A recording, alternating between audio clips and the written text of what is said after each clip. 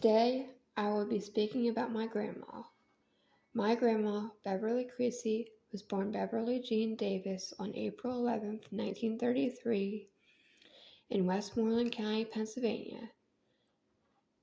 She had 4 siblings, Frank, Bill, Bob, and Wilma.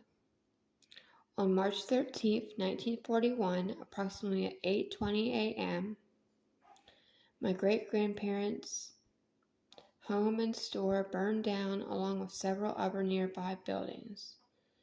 I was born 54 years later that day. It was one of the worst fires in central Pennsylvania history. Her family lost practically everything they had in the fire. Only a few items were saved.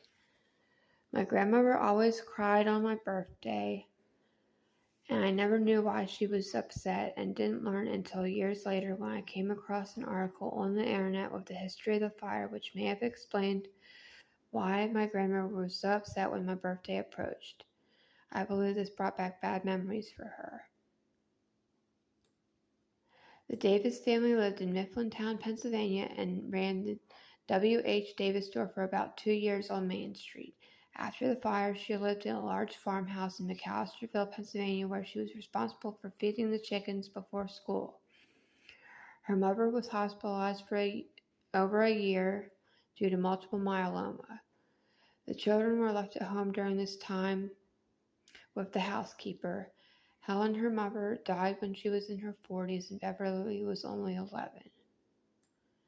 In 1942, her father remarried after her mother died. He married Dorothy Tyson of Catawissa, Pennsylvania. Dorothy had 2 children, Miles and Leonard. My grandma, Beverly, Uncle Bob, Uncle Bill, and their father moved to their home in Catawissa to live. Beverly graduated from Catawissa High School in 1948. Beverly met her husband Phil through a mutual friend, and they married on January 11, 1950. They lived in 3 different homes during their married life, all within 2 blocks of each other on the same street, East 4th Street, Bloomsburg, Pennsylvania. She lived in the last home from approximately 1955 until her death. Beverly was the mother to 5 children, 2 boys and 3 girls, one of whose name was Karen, died in infancy due to a hole in her heart. Coincidentally, her 2 sons' wives were named Karen as well. Beverly's husband, Philip Creasy Sr., died on June 24, 2005. Beverly was very active in church activities.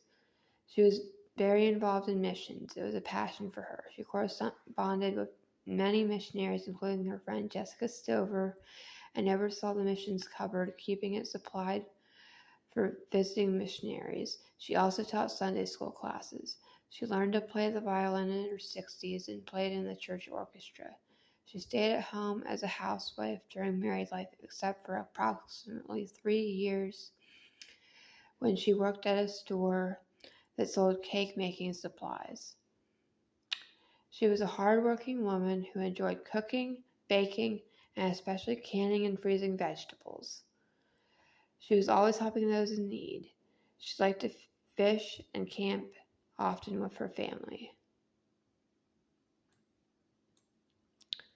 In closing, Beverly died under hospice care in Newark, Delaware of colon cancer on May 28, 2013.